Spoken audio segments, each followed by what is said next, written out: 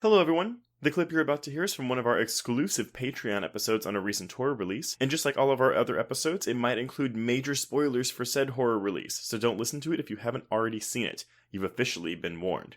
And if you'd like to hear the full episode, just head on over to patreon.com/horrorqueers and subscribe today.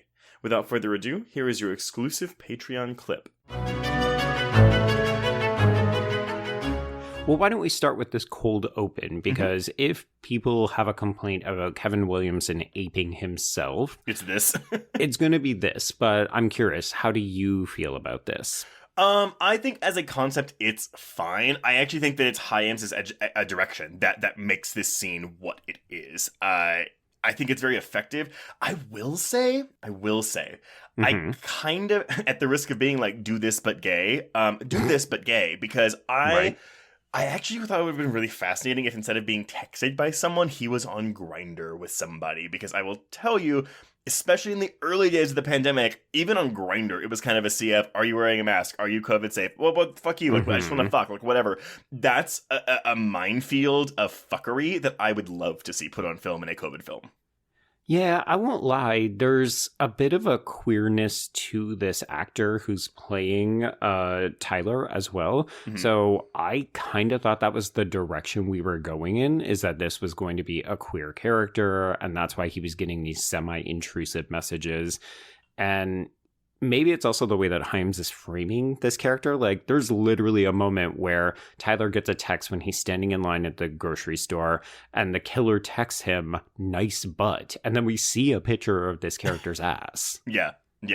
Well, and so that's the thing, because even rewatching it, I was like, well, which person, you can't tell if which person in line is doing this, or if they like snapped a picture and ran away. But do you think this is the mom doing this, or the dad or one of the sons doing this? I think it's one of the sons. We never really get a sense of what either of these two boys look like. You know, we get a reveal when Parker has dispatched one of them, but at that point, the face is so bloodied and beaten up that you can barely even tell who this actor is. I'm assuming it's a stunt person. Probably so.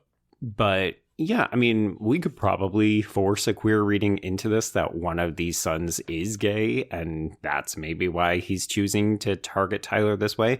Or you just say, it's kind of what you were describing, where during the pandemic, there were a bunch of people who were just using people's horniness in conjunction with their isolation to foster hookups. Yeah, which is granted something I would love to see. That's unfortunately just not the movie that we're given here. So, no. Again, I think screenwriting-wise, this is fine. I mean, it's definitely putting you like in the film we're about to get with, hey, we're in COVID, everybody. We even get the movie starting, like, opening scroll of like 97% of people are quarantined, blah, blah, blah.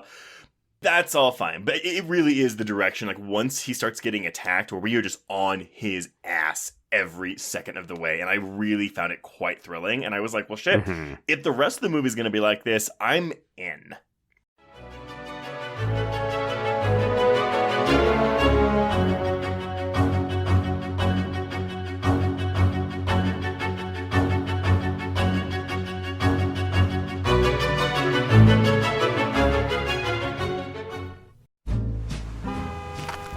Atlas Avenue, a long stretch of road that encompasses everything the city of Kennett Heights has to offer.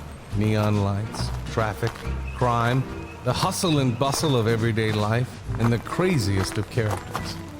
My office was above it all. My name is James Locke, and I'm a PI.